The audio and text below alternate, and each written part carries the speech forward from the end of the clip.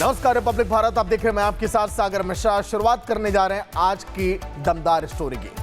Monsoon season में शहर शहर सरकारी सिस्टम की लापरवाही अब सामने आ रही है। कहीं कोई गड्ढे में गिरने लगा है तो कहीं मैनहोल में गिरकर लोगों की जान चली जा रही है। कहीं स्कूली बस पर पेड़ गिर गया। नकारा सिस्टम अगर समय पर अपना काम पूरा कर ले तो शायद ऐसे हादसों को रोका जा सके, लेकिन सिस्टम तो असंवेदनशील है। उससे आम आदमी की जान की कोई भी फिक्र नहीं है। इसीलिए इस भ्रष्ट सरकारी सिस्टम पर भरोसा करने की बजाय आप अपनी सुरक्षा स्वयं करिए।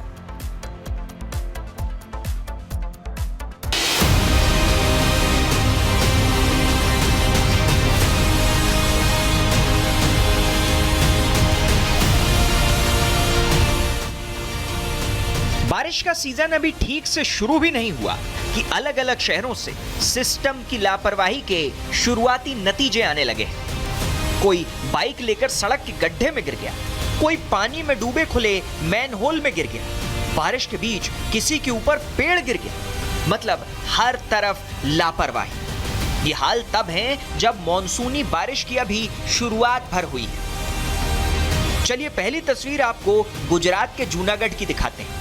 यहाँ स्कूटी सवार एक दंपति नगर पालिका और पीडब्ल्यूडी की लापरवाही का शिकार हो गया। बारिश के बीच सड़क किनारे खुदा गड्ढा पानी से लबालब था, क्योंकि स्कूटी सवार को अंदाजा नहीं था कि वहां पर गड्ढा खुला पड़ा है। वो गड्ढे में स्कूटी समेत घुस गए। तस्वीरों में देखिए, गड्ढे में गिरने के बाद स्कूटी चालक उछलकर इतनी जोर से सिर के बल सड़क पर गिरे कि उनका सिर फट गया। जूनागढ़ का प्रशासन तो लापरवाही में मदमस्त पड़ा ही है, लेकिन पुलिस तो उनसे 2 कदम आगे है। हादसे के कुछ सेकंड बाद पेट्रोलिंग वाली पुलिस की गाड़ी वहां आकर रुकती है, लेकिन गाड़ी से उतरकर घायलों को अस्पताल पहुंचाने के बजाय पुलिस वाले वहां से ऐसे निकल जाते हैं जैसे वहां पर कुछ हुआ ही ना हो। घायल दर्द से तड़पता रहा, लेकिन पुलिस वालों ने इंसानियत दिखाना तो दूर अपनी ड्यूटी तक नहीं निभाई। मुख्यमंत्री भूपेंद्र पटेल जी, देखिए अपनी मित्र पुलिस की करतूत, कितनी संवेदनहीनता के साथ पुलिसिंग कर रही है।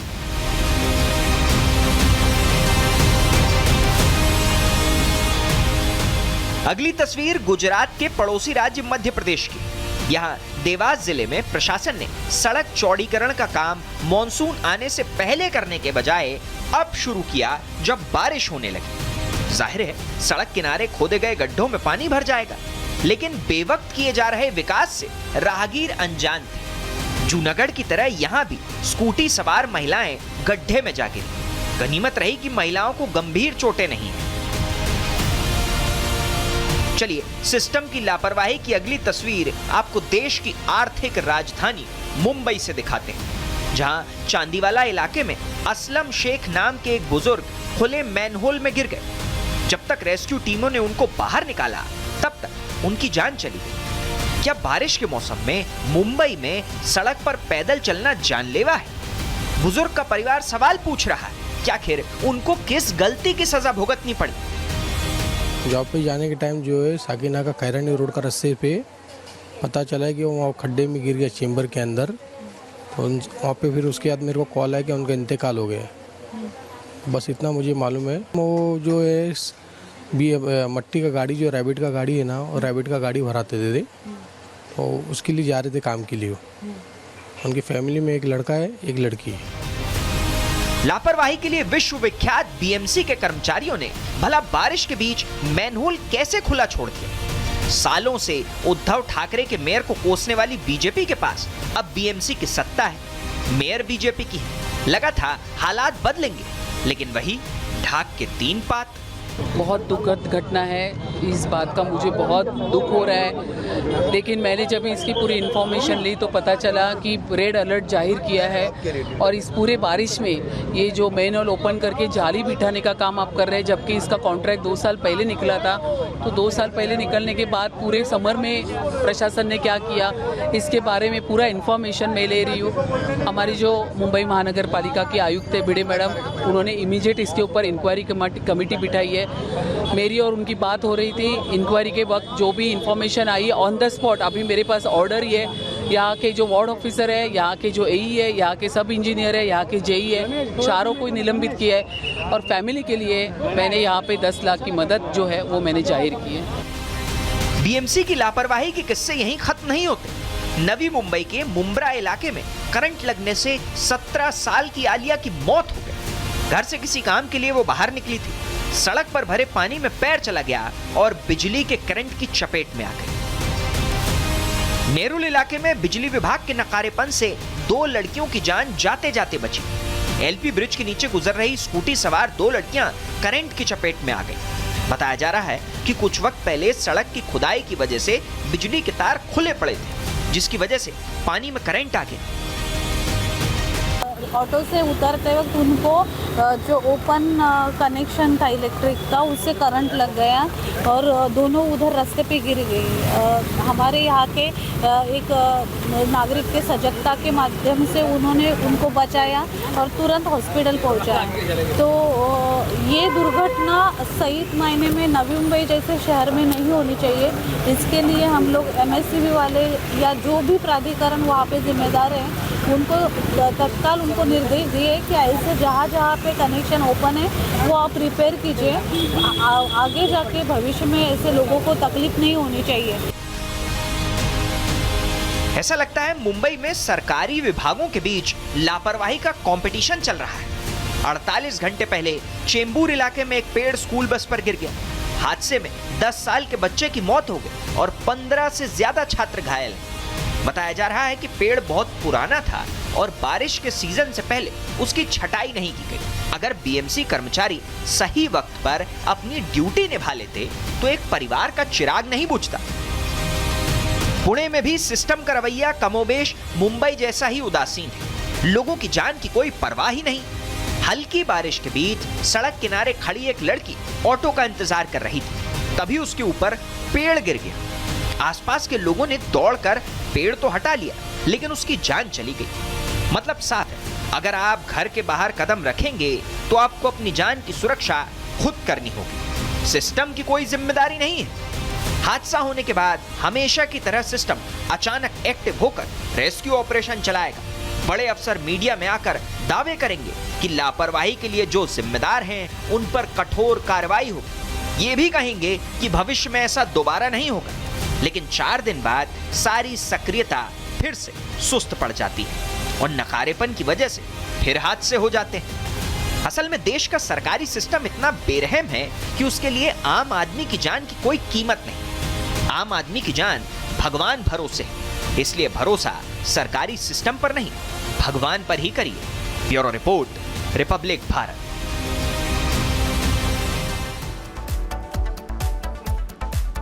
वहीं 14 दिन बीत चुके हैं, 350 घंटों का समय हो चुका है, दर्जनों गवाह बनाए जा चुके हैं, सैकड़ों डिजिटल सबूत भी हैं और तो और 2 बार क्राइम के सीन को रिक्रिएट भी किया जा चुका है। लेकिन केतन अग्रवाल मर्डर मिस्ट्री में अब भी कई ऐसे सवाल हैं जिनके जवाब की तलाश पुलिस को है। क्या ये प्यार, धोखा और साजिश का ऐसा खेल था जिसकी पटकथा पहले से लिखी जा चुकी थी, या फिर सच अभी कुछ और है जिसकी कुछ अहम कड़ियां इस पर्दे के पीछे छिपी हैं? बूढ़े से जिस रिश्ते की मंजिल शादी थी वो मौत तक आखिर कैसे पहुंच गई?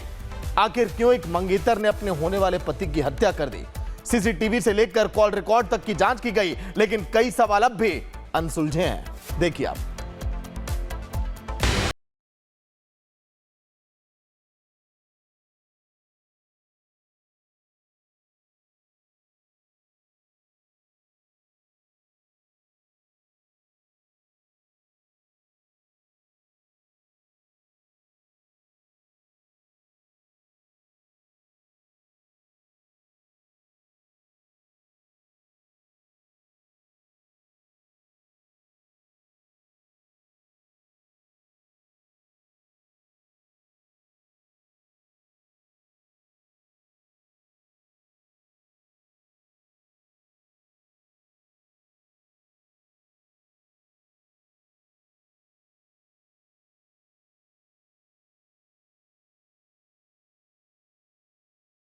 हादसा माना गया, लेकिन महज 14 दिनों के भीतर जांच ने ऐसा मोड़ लिया कि मंगेतर सिया गोयल और उसके प्रेमी चेतन चौधरी हत्या की साजिश के आरोपी बन गए।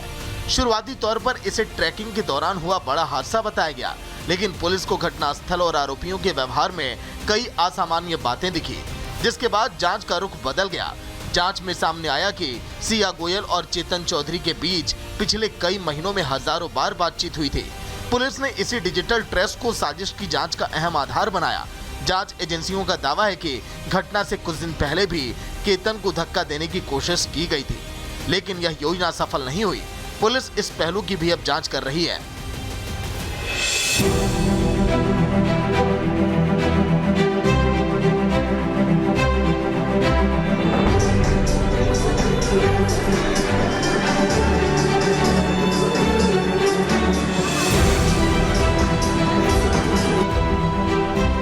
पुलिस की जांच में यह भी सामने आया कि विदेश यात्रा से पहले केतन का पासपोर्ट गायब होने की घटना भी जांच के दायरे में है। जांचकर्ताओं का मानना है कि यह घटनाक्रम भी कथित साजिश की कड़ी हो सकता है। सीसीटीवी फुटेज, मोबाइल लोकेशन और डिजिटल डेटा की जांच में कई ऐसे संकेत मिलने का दावा किया गया, जिनके आधार पर पुलिस ने सिया और चेतन से गहन पूछताछ शुरू की है। जांच आगे बढ़ने पर सिया गोयल और चेतन चौधरी को गिरफ्तार किया गया। अदालत ने पूछताछ के लिए उनकी पुलिस हिरासत बढ़ा दी है, ताकि साजिश की पूरी कड़ी को जोड़ा जा सके। केस में आगे बढ़ते हुए पुलिस ने सिया के माता पिता से भी पूछताछ की है। आइए लेकिन अब जानते हैं कि पूरे केस में अभी तक जांच के मामले में क्या कुछ हुआ, क्योंकि कई सवाल ऐसे हैं जो अभी भी अनसुलझे हैं। 2 बार क्राइम सीन को रिक्रिएट किया गया। पहले सिया के साथ घटनास्थल पर जांच की टीमें गईं, फिर चेतन को लेकर पूरी इस घटना को दोहराया गया। वहीं जांच की टीमों ने सिया के घर की तलाशी भी ली है। वारदात वाले दिन पहने गए कपड़ों को भी जब्त कर लिया गया। इलेक्ट्रॉनिक डिवाइस को कब्जे में ले लिया गया। कॉल रिकॉर्ड और लोकेशन की जांच भी शुरू की जा चुकी है। कैफे में जाकर पूरे इस घटनाक्रम को दोबारा समझा गया।